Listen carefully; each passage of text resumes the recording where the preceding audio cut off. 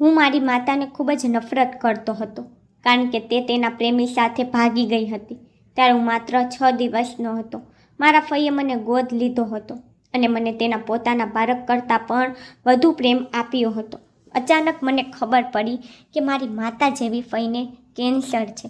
તે જતી વખતે તેને મને તેની ડાયરી આપી અને કહ્યું કે હું મરી જાઉં ત્યારે તેને ખોલીને વાંચજે. તેના મૃત્યુના 3જા દિવસે મેં તેના રૂમમાંથી ડાયરી કાઢી અને વાંચવા લાગ્યો. મારી આંખોમાં આંસુ આવી ગયા. પછી તેમાંથી એક જૂનો ફોટોગ્રાફ પડીને મારા પગ પર પડ્યો. ફોટો જોઈને હું હોસ્પિટલના કોરિડોરમાં ચૂપચાપ બેઠો હતો. ત્યારે જોરથી ચીસો પડી. મારું દિલ લોહીના આંસુથી રડી રહ્યું હતું. આજે મારી માતા જેવી ફઈ જીવન અને મૃત્યુ વચ્ચેની લડાઈ લડી રહી હતી. મને ખ્યાલ ન હતો કે તેને કેન્સર છે, એક એવો રોગ જે તેને મૃત્યુના આરે લાવી દીધો હતો. મારા જીવનમાં મારા ફઈ સિવાય કોઈ ન હતું. માતા પિતા, દાદા દાદી, કોઈ અન્ય સંબંધી પણ નહીં. મેં ક્યારેય કલ્પના પણ નહોતી કરી કે મારું જીવન અચાનક આટલું ખરાબ થઈ જશે. મેં તેને બધું આપી દીધું હતું અને તેને મારું જીવન બદલી પણ નાખ્યું હતું. તેને મારા માટે લગ્ન કર્યા ન હતા. તેને મારા માટે પોતાની યુવાનીનું બલિદાન આપ્યું. હું માથું નમાવીને તેના વિશે વિચારી જ રહ્યો હતો. ત્યાં જ અચાનક આઈસીયુનો દરવાજો ખુલ્યો. હું ગભરાટમાં ઊભો થયો અને ડૉક્ટર તરફ દોડી ગયો. ડૉક્ટરે મારી તરફ જોયું અને પૂછ્યું, શું તમે શ્રી કૌશિક છો? મેં માથું હલાવ્યું અને કહ્યું, હા. તેમને કહ્યું, તમારા દર્દી તમને બોલાવી રહ્યા છે, પણ પહેલાં મારે તમને કંઈક કહેવું છે. મેં કહ્યું, હું તમારી વાત સાંભળીશ. હું પહેલાં તેમને મળવા માંગુ છું. પણ ડૉક્ટરે મારું કાંડું પકડીને કહ્યું, થોડીવાર માટે શાંત રહો. તેની પાસે બહુ ઓછો સમય છે. આ સાંભળીને મારા હોશ ઉડી ગયા. એવું લાગ્યું કે કોઈએ મારી છાતીમાંથી મારું દિલ ખેંચી લીધું છે અને તેને તેમની મુઠ્ઠીમાં દબાવી દીધું છે. ડૉક્ટરે આગળ કહ્યું, તમારા દર્દીને કેન્સર છે અને તે તેના અંતિમ તબક્કામાં છે. તે પહેલાં અમારી પાસે આવી હતી અને મેં તેને સારવાર શરૂ કરવાની સલાહ આપી હતી, પરંતુ તે ફક્ત જરૂર પડે ત્યારે જ તેની દવાઓ લેતી હતી અને પછી જતી રહી હતી. તેમને જાતે જ પોતાનો જીવ જોખમમાં મૂક્યો અને ફક્ત તે જ જાણતી હતી કે શા માટે. અમારામાંથી કોઈને ખબર નહોતી અને આજે તે એવી સ્થિતિમાં હતી કે તે થોડા સમયમાં જ મૃત્યુ પામી શકે છે. ડૉક્ટરે મારા ખંભા પર હાથ મૂક્યો અને કહ્યું, તમારા મનમાં જે હોય તે કહો, તેને ઉત્સાહ આપો. તેની પાસે ફક્ત થોડી કલાકો બાકી છે. આટલું કહીને તે ચાલ્યા ગયા અને મને લાગ્યું કે કોઈએ મને સંપૂર્ણપણે લાચાર છોડી દીધો છે, જાણે હું તડકામાં એકલો ઊભો રહી ગયો હોઉં. મેં તરત જ માથું હલાવ્યું અને બડબડાટ કર્યો, આ શક્ય ન હોઈ શકે. તમે મને આટલી બધી રીતે છેતરી ન શકો. મને લાગ્યું કે ફઈને ખબર નહોતી કે તેમને કેન્સર છે, પણ કોણ જાણતું હતું કે તેઓ સત્ય જાણતા હતા અને તેમની દવા લેવા આવી રહ્યા હતા. હું ગુસ્સામાં રૂમમાં પ્રવેશ્યો, પણ બીજી જ ક્ષણે મારો જીવ લેવાનો હતો. ઓક્સિજન માસ્ક અને મોટા મશીનો તેના શરીર સાથે જોડાયેલા હતા, પણ તેમની આંગળીઓ હજુ પણ ધ્રુજી રહી હતી. એનો અર્થ એ થયો કે તે હજુ જીવિત હતી. હું તેની પાસે દોડી ગયો, પણ તેનો દુઃખી ચહેરો જોતાં જ મારી આંખોમાં આંસુ આવી ગયા. મને તેના પર શંકા ગઈ. તે બધી ક્ષણો મારી આંખો સામે આવી ગઈ. હું કંઈ બોલી શકું તે પહેલાં તેને મારો હાથ પકડીને ધીમેકથી કહ્યું, કેમ છો કૌશિક? મેં વિચાર્યા વિના વેદનામાં કહ્યું, તમારી આવી હાલત જોઈને દીકરો કેવો હોઈ શકે? તમને ખ્યાલ છે કે હું શું પસાર કરી રહ્યો છું? જો તમને કંઈક થાય તો હું શું કરીશ? તમારા સિવાય આ દુનિયામાં મારું બીજું કોણ છે? તમે મારી સાથે અન્યાય કર્યો. જ્યારે તમને ખબર હતી કે તમને કેન્સર છે ત્યારે તમે સારવાર કેમ ન કરાવ્યો? આપણી પાસે બધું જ હતું. હું કામ કરતો હતો, મારી પાસે સારી આવક હતી, તમારી સારવાર સરળતાથી થઈ શકી હોત. તો પછી તમે મને કેમ ન કહ્યું? તો પછી તમારી અને મારી સાથે આ અન્યાય કેમ કર્યો? તમારા વિના હું આ દુનિયામાં કેવી રીતે જીવી શકીશ? હું રડી પડ્યો. મેં મારી માતા ગુમાવી હતી, મેં મારા પિતા ગુમાવ્યા હતા, મેં મારા બધા સંબંધીઓ અને મિત્રો ખોઈ નાખ્યા હતા, પણ હું આ સ્ત્રીને ગુમાવવા માંગતો ન હતો. મારી જિંદગી તેના પર જ હતી. એવું લાગતું હતું કે જો તેને કંઈ થયું તો કૌશિક પણ મરી જશે. હું બીજું કંઈ બોલું તે પહેલાં તેને ધીમેકથી કહ્યું, મારી પાસે બહુ સમય નથી કૌશિક, મારી વાત સાંભળ. હું તેની નજીક બેઠો, તેનો ચહેરો મારા હાથમાં પકડીને વિનંતી કરી, મને એકલો ન છોડો. હું તમારા વિના રહી શકીશ નહીં. કૃપા કરીને એવું ના બોલો. તેમને મારી આંખોમાં જોઈને કહ્યું, દરેક વ્યક્તિએ એક દિવસ આ દુનિયા છોડીને જવાનું છે. મારો સમય આવી ગયો છે, પણ તું હવે જીવીશ. ફક્ત દિવસો વિતાવું નહીં, પણ જીવીશ. મને વચન આપ કે તું તારી જાતને નષ્ટ નહીં કર. તું મારા વિના તારી જાતને સંભાળીશ, લગ્ન કરીશ, બાળકો પેદા કરીશ અને સુખી જીવન જીવીશ. પણ પહેલાં મને માફ કરી દે. તેના શબ્દો સાંભળીને હું ચોંકી ગયો. ખરેખર મારે તેના પ્રત્યે બેધ્યાન રહેવા બદલ માફી માંગવી જોઈતી હતી. જો મેં તેમના પર ધ્યાન આપ્યું હોત તો આ પરિસ્થિતિ ક્યારેય ન બની હોત. હું કંઈ બોલી શકું તે પહેલાં તેને આગળ કહ્યું, જ્યારે જીવનનું સત્ય તારી સામે આવે ત્યારે મારાથી નફરત ન કરતો. મેં જે કંઈ કર્યું છે તે તારા પ્રેમથી જ થયું છે. તું મારા જીવનમાં દીકરો તરીકે નહીં, પણ મારો મસીહા બનીને આવ્યો છે. આ વાત કહેતી વખતે તેની આંખોમાં આંસુ આવી ગયા. મેં તેનો ચહેરો પકડીને તેના કપાળ પર પ્રેમથી ચુંબન કર્યું. તમને નફરત કરવાનો કોઈ પ્રશ્ન જ નથી. ભલે તમે મને મારી નાખો, પણ હું તમને નફરત નહીં કરું. હું બધું જાણું છું. તમે મારા માટે ઘણું કર્યું છે. કૃપા કરીને મને માફ કરો કે મેં તમારી સેવા ન કરી. હું તમને ગુમાવવા માંગતો નથી. હું તમારી સારવાર કરાવીશ. આપણે બીજી હોસ્પિટલમાં જઈશું. હું આશા નહીં છોડું. આ વાત કહીને મારામાં ફરીથી હિંમત અને ઉત્સાહ ભરાઈ ગયો. હું મારી ફઈને ખોવા માંગતો ન હતો, પણ તેમને મને પકડી રાખ્યો અને મને ચુસ્તપણે પકડી રાખ્યો. મારી તરફ જોઈને તેમણે ઊંચા અવાજે કહ્યું, હું જાણું છું કે તું મને ખૂબ પ્રેમ કરે છે, પણ આ પ્રેમ ફક્ત એક દગો છે. જ્યારે સત્ય બહાર આવશે ત્યારે આ પ્રેમ નફરતમાં ફેરવાઈ જશે.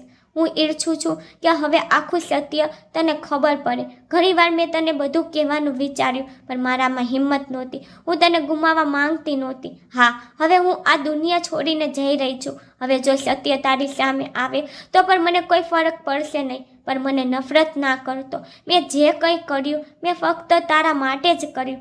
આટલું કહીને તેમણે એક ઊંડો શ્વાસ લીધો અને થોડા સમય પછી કહ્યું, મારા કબાટના છેલ્લા સ્ટેપ નીચે એક તિજોરી છે. તેને ખોલજે. અંદર એક ગુલાબી ડાયરી છે.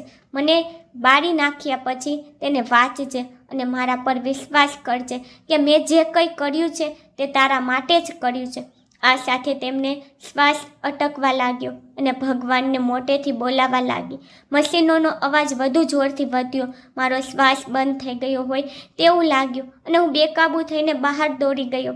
મારી ફઈને મળતા જોવાનું મારાથી સહન ન થયું. દરવાજા પર ઊભો રહીને મેં બૂમ પાડવા લાગ્યો, ડૉક્ટર, ડૉક્ટર. થોડીવાર પછી ડૉક્ટરોની ટીમ રૂમમાં પ્રવેશી, પરંતુ ત્યાં સુધીમાં તેમનો શ્વાસ બંધ થઈ ગયો હતો.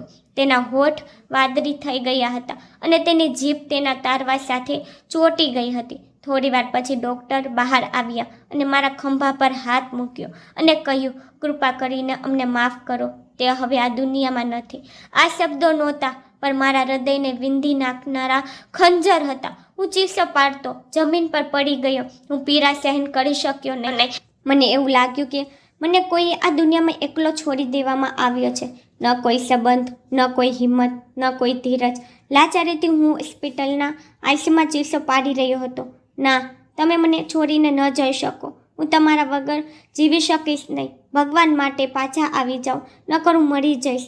તમારો ભત્રીજો તમારા વગર રહી શકશે નહીં. આટલું કહીને મેં મારો ચહેરો ઢાંકી દીધો. અચાનક જીવન મારા પર મારી કલ્પના કરતાં પર વધુ કઠિન અસર કરી ગયું હતું. આજે સવારે જ્યારે હું ઘરની બહાર નીકળી રહ્યો હતો ત્યારે હું તેની સામે બેઠો હતો. હંમેશાની જેમ તેના આશીર્વાદ મારા માટે પ્રાર્થના કરી રહ્યો હતો અને તે મને લાંબા આયુષ્યનો આશીર્વાદ આપી રહી હતી. મને શું ખબર હતી કે લાંબા આયુષ્યનો આશીર્વાદ આપ્યા પછી તે મને કાયમ માટે એકલો છોડી દેશે.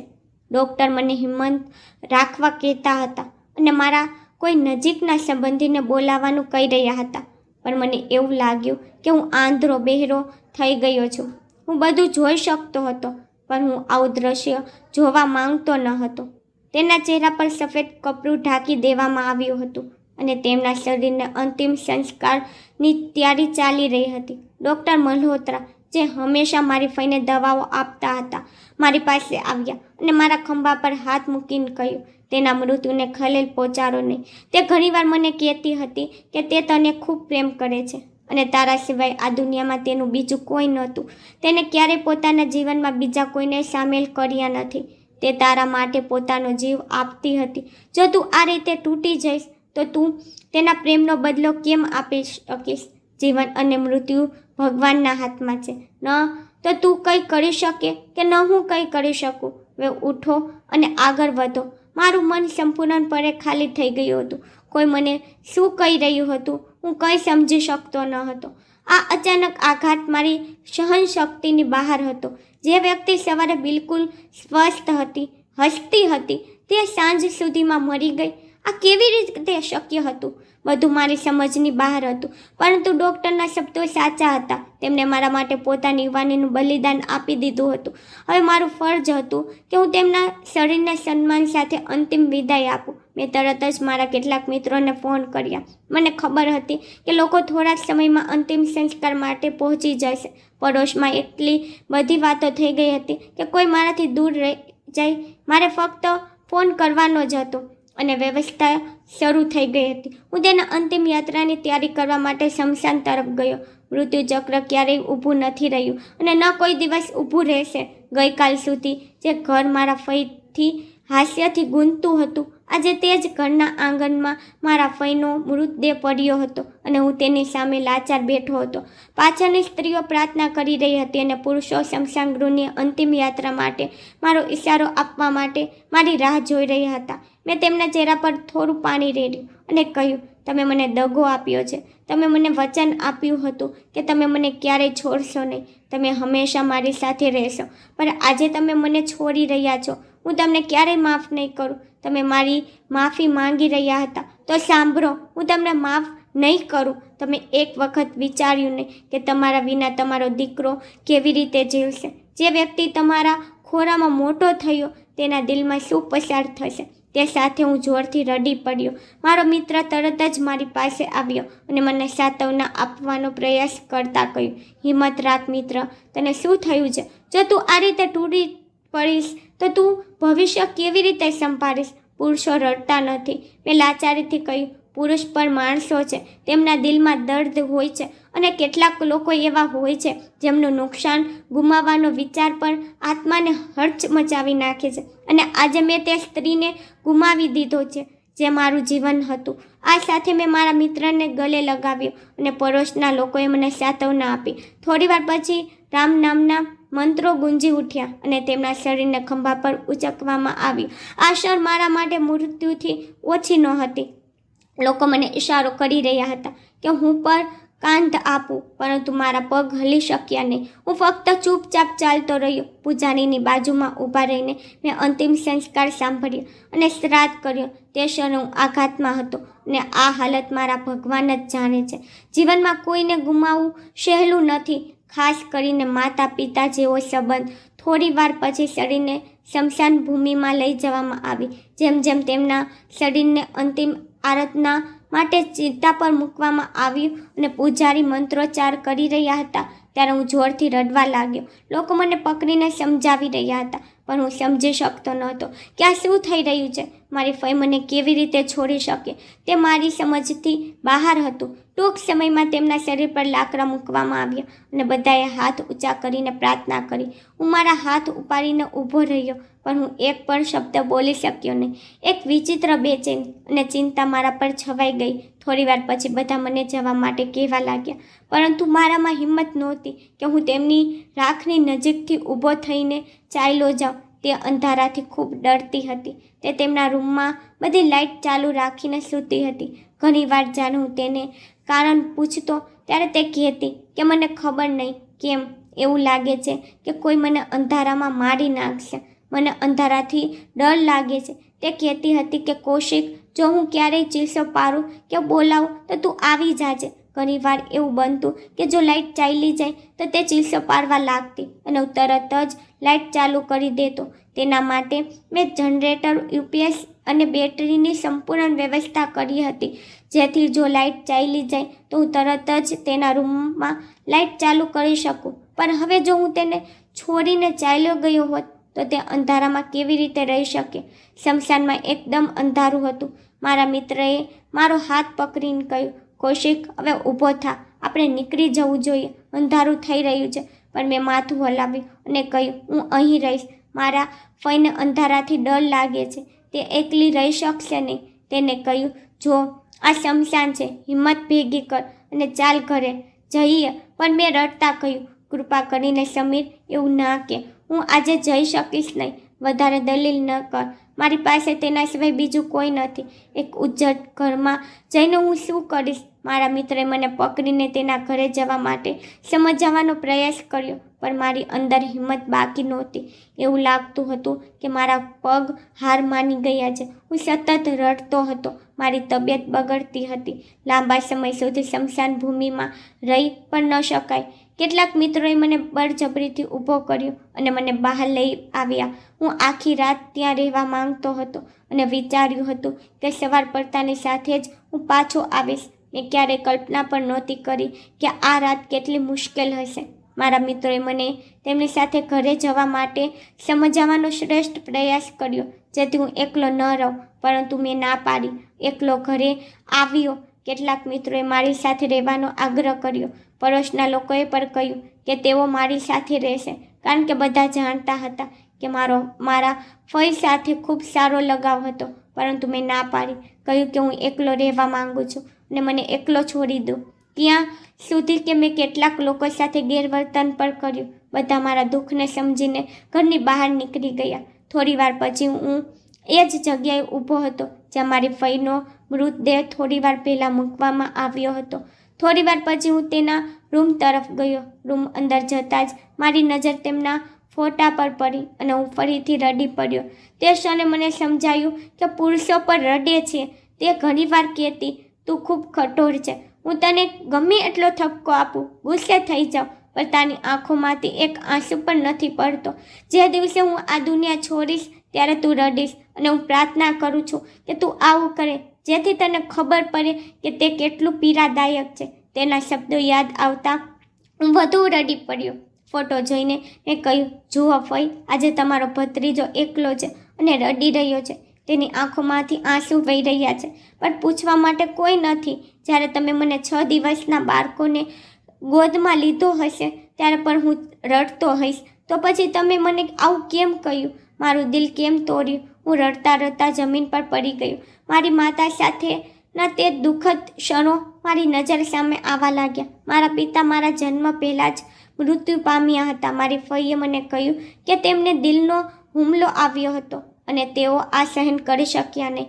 મારો જન્મ 9 મહિના પછી થયો અને મારી માતા જન્મ આપ્યાના માત્ર 6 દિવસ પછી તેના પ્રેમી સાથે ભાગી ગઈ. મને સંપૂર્ણપણે એકલો છોડી દીધો.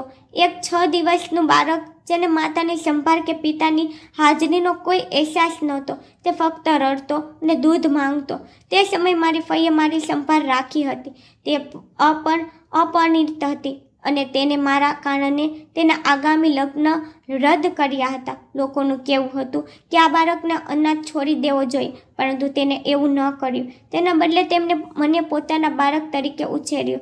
તેને મારા માટે પોતાના લગ્ન પર છોડી દીધા અને ખૂબ મહેનત કરી. અને જ્યારે હું સક્ષમ બન્યો અને જ્યારે હું સારું જીવન જીવવા યોગ્ય બન્યો, ત્યારે તે મને છોડીને ચાલી ગઈ.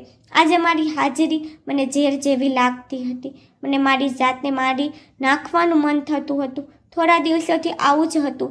ફઈ કંઈક અલગ લાગતી હતી. ન તે ખાતી કે ન મારી સાથે વાત કરતી. તે ફક્ત કહેતી રહી, મને ક્યારેય નફરત ના કરતો, એટલે કે મેં તારા માટે જે કર્યું છે તે બધું યાદ રાખજે. મને લાગ્યું હતું કે જો હું મારી જાતને નહીં સંભાળું તો હું મરી જઈશ, અને હું શર્મજનક મૃત્યુ મરવા માંગતો ન હતો. મેં આખી રાત રડતા રડતા વિતાવી અને હું સવારે જાગી ગયો. મને અડધી કલાક માંડ ઊંઘ આવી. પછી કંઈ ખાધા વિના હું બહાર ચાલ્યો ગયો. ફઈને યાદ કરીને રડતો કે તમારા વિના ઘર કેટલું ઉજ્જડ છે. જ્યારે હું ઘરે પાછો ફર્યો ત્યારે મહેમાનો આવી ગયા હતા. બધાએ મારી તબિયત પૂછી અને મને ભોજન આપ્યું, પણ મારા ગળામાંથી એક નિવાલો પર ઉતરતો ન હતો. ફઈને ખોવાની લાગણી અને મને અંદરથી બરબાદ કરી રહી હતી. સમયની ગતિ ન ક્યારેય અટકશે અને ન ક્યારેય અટકશે, પણ દિવસ વીતી ગયા હતા અને તે મારા માટે કોઈ પણ પ્રકારના વિનાશથી ઓછા ન હતા. મેં મારી જાતને શાંત કરી, કારણ કે જો હું ન સંભાળત તો હું મરી ગયો હોત. અને હું અપમાનજનક મૃત્યુ ઈચ્છતો ન હતો. બધા ચાલ્યા ગયા હતા. હું મારા ફઈના રૂમમાં બેઠો હતો. અચાનક મને તેના છેલ્લા શબ્દો યાદ આવ્યા. કપડાં નીચે એક તિજોરી છે, તેમાં એક ગુલાબી ડાયરી છે, તેને જરૂર વાંચી લેજે અને મને નફરત ન કરતો. મેં જે કંઈ કર્યું તે તારા માટે કર્યું હતું. આ બધું યાદ આવતા હું તરત જ ઊભો થયો. કબાટ ખોલતા તેના કપડાં, દુપટ્ટા, ઘરેણાં અને પૈસા હતા. કોઈ વ્યક્તિ તમારા જીવનની કેટલી નજીક બની શકે છે તે વિચારીને મારા આંખોમાંથી ફરી આંસુઓ વહેવા લાગ્યા. ધ્રુજતા હાથે મેં તિજોરી ખોલી, ડાયરી લીધી અને સોફા પર શાંતિથી બેઠો. મારું દિલ ધબકતું હતું. મને ડાયરી પાછી મૂકવાનું મન થયું, પણ મેં તેને ખોલી. પહેલા પાના પર લખ્યું હતું, મારા પ્રિય પુત્ર કૌશિક. મારા હોઠ પર એક વિશાળ સ્મિત ફેલાઈ ગયું અને તેની નીચે અમારો એક ફોટોગ્રાફ હતો જેને મેં ચુંબન કર્યું. પહેલા પાના પર લખ્યું હતું, મારો પ્રિય દીકરો, જ્યારે તું આ ડાયરી વાંચીશ ત્યારે હું હવે અહીં નહીં રહીશ, અથવા હું તારા જીવનથી દૂર ચાલી ગઈ રહીશ. હું જાણું છું કે આ પછી તું મને નફરત કરવા લાગીશ, પણ હું તને વિનંતી કરું છું કે એવું ના કરતો. હું તને ખૂબ પ્રેમ કરું છું. મેં મારી જાતને બરબાદ કરી દીધી. મેં આખા પરિવારનો નાશ કર્યો, પણ હું શું કરી શકું? તારી હાજરી મારા માટે ખૂબ જ આનંદની વાત હતી. એવું લાગતું હતું કે જાણે આપણા ઘરમાં ચંદ્ર ઉતરી આવ્યો હોય. તારા પિતાને હાર્ટ એટેક આવ્યો અને તે ચાલ્યા ગયા, અને આ હાર્ટ એટેક તારી માતાના કારણે થયો હતો. હું તે સ્ત્રીને ક્યારેય માફ નહીં કરું. તે મારા ભાઈને વારંવાર પૈસા માટે હેરાન કરતી હતી અને તારી માતાએ ક્યારેય તેનું દુઃખ સમજ્યું નહીં. તેને ફક્ત એટલું જ કહ્યું હતું કે તું અમારા માટે બોજ છે. મેં તારી માતાને ઘણીવાર આ ન કરવા વિનંતી કરી, પરંતુ તેને ફક્ત પોતાની જરૂરિયાતોની કાળજી લેતી હતી. અને જ્યારે તે ગર્ભવતી થઈ ત્યારે તે બીજા કોઈના પ્રેમમાં પડી ગઈ. તેના શબ્દોએ તારા પિતાને કેટલું દુઃખ પહોંચાડ્યું હતું તેનો ખ્યાલ પણ નહોતો. જ્યારે તારી માતા 5 મહિનાની ગર્ભવતી હતી ત્યારે તારા પિતા અને તેની વચ્ચે ભયંકર ઝઘડો થયો હતો. તારા પિતાએ આગ્રહ કર્યો હતો કે ડિલિવરી સરકારી હોસ્પિટલમાં થાય, કારણ કે તે ખાનગી હોસ્પિટલનો ખર્ચ ઉઠાવી શકે તેમ ન હતા. પરંતુ તમારી માતાએ સ્પષ્ટ કહ્યું હતું કે જો તમે મને ખાનગી હોસ્પિટલમાં નહીં લઈ જાઓ તો હું બાળકને લઈને તમને છોડી દઈશ. તેને કહ્યું કે તે ભીખ માંગીને પોતાનું જીવન જીવશે, પણ તે તમારી સાથે નહીં રહી. તે સમયે મેં મારા ભાઈને મારી સોનાની ચેન આપી અને તેને ખાતરી આપી, ચિંતા ન કર, હું બધું સંભાળી લઈશ. મારા લગ્નને થોડા મહિના જ બાકી હતા, છતાં મેં મારા ભાઈને છોડ્યો નહીં. પણ જ્યારે તારી માતાને આ વાતની ખબર પડી ત્યારે તે ગુસ્સે થઈ ગઈ અને જવા માટે સામાન પેક કરવા લાગી. તે જ ક્ષણે તારા પિતાને હાર્ટ એટેક આવ્યો અને તેઓ અમને કાયમ માટે છોડીને ચાલ્યા ગયા. મારા માટે તે સૌથી મુશ્કેલ સમય હતો, કારણ કે મેં મારા પિતા ગુમાવ્યા હતા અને મેં મારા ભાઈને મારા પિતા સમાન જોયો હતો. પણ જ્યારે તે પર ચાલ્યો ગયો ત્યારે મારું મન શૂન્ય થઈ ગયું. હું ક્યાં છું? હું શું કરી રહી છું? હું કંઈ સમજી શકતી નહોતી. તે બરાબર 1 અઠવાડિયા પછી તારી દાદી મારી માતા પર પોતાના પુત્રનું મૃત્યુ સહન કરી શકી નહીં અને તે પર આ દુનિયા છોડીને ચાલી ગઈ. અમારું ઘર તૂટી ગયું અને મેં આ બધા માટે તારી માતાને જવાબદાર ઠેરી. પણ હવે જ્યારે હું તેના વિશે વિચારું છું ત્યારે મને સમજાય છે કે તે મારી ભૂલ હતી, કારણ કે જીવન અને મૃત્યુ ભગવાન દ્વારા નક્કી કરવામાં આવે છે, માણસો દ્વારા નહીં. હા, એ સાચું હતું કે તારી માતા સતત તારા પિતાને ત્રાસ આપતી હતી અને ઘણીવાર મને તેને મારી નાખવાનું મન થતું હતું, પણ હું લાચાર હતી કારણ કે તે મારા ભાઈની પત્ની હતી. તે વિધવા બની ગઈ હતી અને મેં જાણી જોઈને તેને સંભાળ લેવાનું શરૂ કર્યું, જેથી તે મને તેની શ્રેષ્ઠ મિત્ર માને. તેને લાગ્યું કે તે મારા ભાઈ અને માતાને મારીને જીતી ગઈ છે, પણ તેને ખબર નહોતી કે મારા દિલમાં કેટલી નફરત હતી. હું ફક્ત તારા જન્મની રાહ જોઈ રહી હતી. સમય ક્યારેય અટક્યો નથી અને ન ક્યારેય અટકશે. મેં તારી માતાને મારી સાથે રાખવા માટે આખી દુનિયા સાથે લડાઈ કરી. સગાઓ મને ટોળા મારતા, પૂછતા કે મેં આ સ્ત્રીને કેમ રાખી છે. તેનો અને તેના બાળકને આ ઘર સાથે કોઈ લેવા દેવા નથી. તે સ્ત્રીને કારણે જ તારો ભાઈ આ દુનિયા છોડીને ચાલ્યો ગયો. પણ હું બધાને ફક્ત તેને બતાવવા માટે લડતી રહી અને ધીમે ધીમે તે સ્ત્રી મારી તરફ ઝૂકવા લાગી. તે મારી આસપાસ ફરવા લાગી. તેના પરિવાર અને સંબંધીઓથી દૂર રહીને મારી સાથે રહેવા લાગી. તેને ખબર નહોતી કે હું તેના વિશે શું વિચારી રહી છું. કૌશિક, કૃપા કરીને મને માફ કરજે. મેં ખૂબ ખોટું કર્યું છે. હું આગળનું પાનું વાંચી રહ્યો હતો ત્યારે અચાનક મારો મોબાઈલ ફોન વાગ્યો. સ્ક્રીન પર એક અજાણ્યો નંબર ચમક્યો. મેં પહેલાં તો તેને અવગણ્યો, પણ પછી પાનું વાંચવામાં ધ્યાન કેન્દ્રિત કર્યું. આગળના પત્રમાં લખ્યું હતું, હું તારી માતા સાથે હોસ્પિટલની નજીકના ભાડાના ઘરમાં રહેવા ચાલી ગઈ હતી. મારી પાસે નોકરી હતી, તેથી મારી પાસે થોડા પૈસા હતા અને તે પૈસાથી મેં એક નર્સ રાખી. મેં તારી માતાને એવું નાટક કર્યું કે તું જન્મ સમયે જ મૃત્યુ પામ્યો છે. 9 મહિના પછી, જ્યારે 9 મહિના પછી તારી માતાનું પીડાનો અનુભવ થયો ત્યારે અમે હોસ્પિટલ ગયા. હું સંપૂર્ણપણે ત્યાર સાથે ગઈ હતી. તારા જન્મ પછી મેં તને નર્સને સોંપી દીધો અને તે નર્સને ત્યાંથી મોકલી દીધી. મારી સાથે બીજી 2 નર્સ પણ હતી જેમણે તારી માતાને ખોટો સંદેશ આપ્યો કે તું મરી ગયો છે અને તેને એક મૃત બાળક બતાવ્યું. મેં આ બધું તે સ્ત્રીને અમારા જીવનમાંથી દૂર રાખવા માટે કર્યું હતું અને બરાબર એવું જ થયું. 6 દિવસ તું નર્સના ઘરે રહ્યો અને પછી મેં તારી માતાને કહી દીધું કે તે મને છોડીને ચાલી જાય. મને ખબર છે કે મેં તારી સાથે ખૂબ જ ખોટું કર્યું છે. મેં તને તારી માતાથી દૂર રાખ્યો. આ બધો મારો ગુસ્સો હતો. આજે મારા જીવનના આ તબક્કે મને ઊંડે ખ્યાલ આવે છે કે એક બાળક માતા માટે કેટલું મૂલ્યવાન હોય છે. અને મને તમારી માતા વિશે ખબર પડી કે તે આઘાતથી પાગલ થઈ ગઈ છે અને હવે માનસિક હોસ્પિટલમાં છે. મને તારા પર ખૂબ શરમ આવે છે. કૃપા કરીને મને માફ કર અને જો શક્ય હોય તો કૃપા કરીને તમારી માતાને શોધી લેજે. તારી ફઈએ તારી બીજી માતા જ છે. મને નફરત ન કરતો. હું તમને ખૂબ પ્રેમ કરું છું. આ પત્ર મારા માટે વિનાશક હતો. હું લાચાર હતો અને હું ત્યાંથી ઊભો થયો. મેં ઇનકારમાં માથું હલાવ્યું. ના, આ બધું જૂઠું છે. આ શક્ય ન હોઈ શકે. તે મારી સાથે આવું ન કરી શકે. તે એવી નથી. આ વિચારીને હું ફરીથી રડી પડ્યો, પણ મારો ફોન ફરી વાગવા લાગ્યો. જ્યારે તે વારંવાર વાગ્યો ત્યારે મેં મજબૂર થઈને ફોન ઉપાડ્યો. હમણાં જ મેં હેલો કહ્યું હતું કે બીજી બાજુથી એક ધ્રુજતો પરિચિત અવાજ આવ્યો. તું કેમ છો કૌશિક? મને ખબર નહીં કેમ, પરંતુ જે ક્ષણે મેં તેનો અવાજ સાંભળ્યો મારું દિલ ધબકવા લાગ્યું અને એક ક્ષણ માટે મારો હાથ ધ્રુજવા લાગ્યો. તે સ્ત્રી કંઈક કહેવા જઈ રહી હતી કે ફોન ડિસ્કનેક્ટ થઈ ગયો. મેં તરત જ ફોન પાછો કર્યો કારણ કે તેનો અવાજ સાંભળ્યા પછી મને જે લાગણી થઈ હતી તેનો એક અલગ જ પ્રભાવ હતો. હું ફરીથી ફોન કરવા માટે ઉશ્કેરાઈ ગયો. નહીંતર તે ક્ષણે હું કોલથી ખૂબ જ અસ્વસ્થ હતો, પરંતુ ફોન ઉપાડવામાં આવ્યો નહીં. મને લાગ્યું કે તે કદાચ ખોટો નંબર હશે અને હું ચૂપચાપ થઈ ગયો. તે જ સમયે એક ફોટોગ્રાફ મારા પગ પાસે પડ્યો. જ્યારે મેં ફોન ઉપાડ્યો ત્યારે બીજી ક્ષણે આશ્ચર્યજનક હતી. તે ફોટો મારી કોલેજના પ્રિન્સિપલ મિસ સુનૈનાનો હતો. ફોટાની પાછળ મારા પિતાનું નામ, તેમની લગ્નની વર્ષગાંઠ અને તેમના મૃત્યુની તારીખ લખેલી હતી.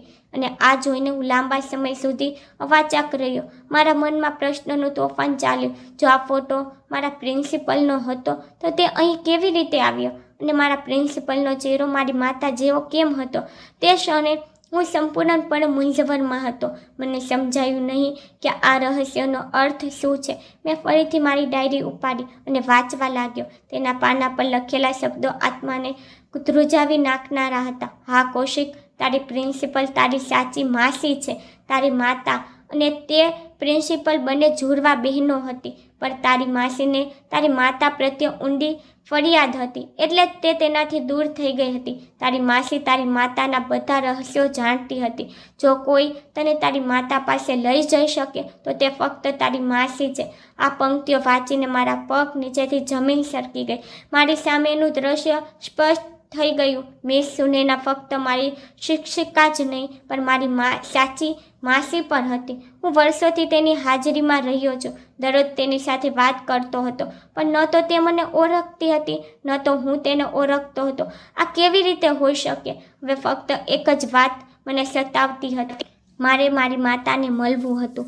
મને ખબર પડી હતી કે તે માનસિક આશ્રમમાં છે. આ અનુભૂતિએ મારી અંદરથી બધું છીનવી લીધું. મને પ્રિન્સિપલના ઘરનું સરનામું ખબર હતી.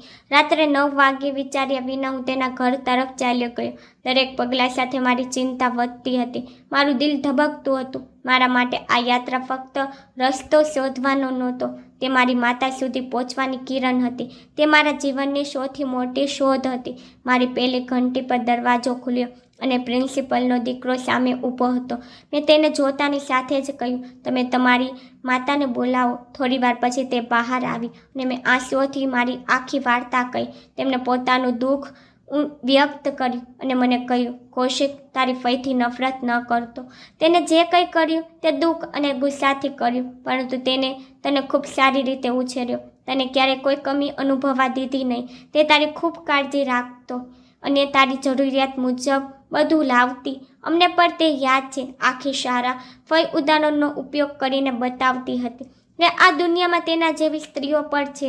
તેમના માટે કોઈ દ્વેષ રાખતો નહીં. મેં તેમના શબ્દોનો જવાબ ન આપ્યો. મેં ફક્ત મારી માતાનું સરનામું લીધું અને સીધો માનસિક આશ્રમમાં ગયો. જ્યારે હું ત્યાં ગયો, મારો પરિચય આપ્યો અને મારી માતા વિશે પૂછ્યું, ત્યાં તે મૃત્યુથી ઓછો આઘાત નહોતો. મારી માતાને ડિમેન્શિયાનું ઇન્જેક્શન આપવામાં આવી રહ્યું હતું અને તે સંપૂર્ણ મૌન બેઠી હતી. હું તેના વોર્ડમાં દોડી ગયો અને રૂમમાં પ્રવેશતાની સાથે જ એવું લાગ્યું કે જાણે 25 વર્ષ પછી મને ફરીથી જીવન મળ્યું હોય. મેં દોડીને તેને ગળે લગાવી. શરૂઆતમાં તેને મને ઓળખવાનો ઇનકાર કર્યો. તેના ચહેરા પર અનિચ્છાનો ભાવ હતો, જાણે મારી હાજરીએ તેનો જૂનો ઘા ફરી ખોલ્યો હોય. પરંતુ માતાનો પ્રેમ છુપાવી શકાતો નથી. તેની આંખોમાં વહેતા આંસુએ મારા બધા ખચકાટને ધોઈ નાખ્યા. અંતે જ્યારે મેં મારી ફઈના ડાયરીના દરેક પાના તેના હાથમાં મૂક્યા, ત્યારે તેને ઊંડો શ્વાસ લીધો અને ધીમેથી કહ્યું, કદાચ તારા પિતા અને દાદાના મૃત્યુ મારા પોતાના કાર્યનું પરિણામ છે. આ મારી સજા છે. તેના શબ્દોએ મારું દિલ તોડી નાખ્યું. તે શબ્દોમાં લાગણી પણ હતી અને પસ્તાવો પણ. અને મને સમજાયું કે માતાનો પ્રેમ કેટલો શક્તિશાળી હોય છે. જે ભૂલો કરે ત્યારે પણ આંસુ દ્વારા બધું માફ કરે છે. પછી મારી માતાએ તેની વાત કહેવાનું શરૂ કર્યું. તું મરી ગયો છે ત્યારે મને ખબર પડી ત્યારે હું દુઃખથી પાગલ થઈ ગઈ. મારા 6 દિવસના બાળકે મને છોડી દીધી. તે પછી મેં એક પુરુષ સાથે લગ્ન કર્યા, પણ તે પુરુષે મારો ઉપયોગ કર્યો અને મને જાણી જોઈને માનસિક આશ્રમમાં મોકલી દીધી, જેથી તે બીજા લગ્ન કરી શકે. આજે પણ જ્યારે હું તે સમયનો વિચાર કરું છું ત્યારે મારો આત્મા કંપી જાય છે. મારી માતા હંમેશા કહેતી હતી, તારા ફઈને નફરત ન કરતો. તેને બધું ગુમાવ્યા પછી પણ તે તને માતા કરતાં વધુ પ્રેમ કરતી હતી. જો તું જીવતો હોત તો પણ તું કદાચ બરબાદ થઈ ગયો હોત, કારણ કે જો તું જીવતો હોત ત્યારે પણ હું ફરીથી લગ્ન કરી લેત. તેમની આ વાતે મને થોડી સાંત્વના આપી, પરંતુ જીવને મને એક પાઠ શીખડાવ્યો. કોઈ વ્યક્તિ બહારથી જેટલો ખુશ દેખાય છે એટલો અંદરથી હોતો નથી. દરેક વ્યક્તિ વિશે સત્ય જાણવું મહત્વપૂર્ણ છે. પહેલાં તેને ચકાસ્યા વિના કંઈ પણ સ્વીકારવું એ એક મોટી ભૂલ છે, કારણ કે ક્યારેક વાસ્તવિકતા એટલી પીડાદાયક હોય છે કે વ્યક્તિ અંદરથી તૂટી જાય છે. જીવને મને એક સત્ય શીખડાવ્યું છે, દેખાવ પર ન જાઓ, સત્યનું પરીક્ષણ કરો. ચમકતી દરેક વસ્તુ સોનું નથી હોતી અને દરેક સ્મિત પાછળ શાંતિ હોતી નથી. તો મિત્રો, આ આજની વાર્તા હતી. આ વાર્તા વિશે તમારો શું અભિપ્રાય હતો? કૃપા કરીને અમને ટિપ્પણી વિભાગમાં જણાવો. જો તમને વાર્તા ગમી હોય તો વિડીયોને લાઇક કરો અને સ્ટોરી કોર્નર ચેનલને સબસ્ક્રાઈબ કરો.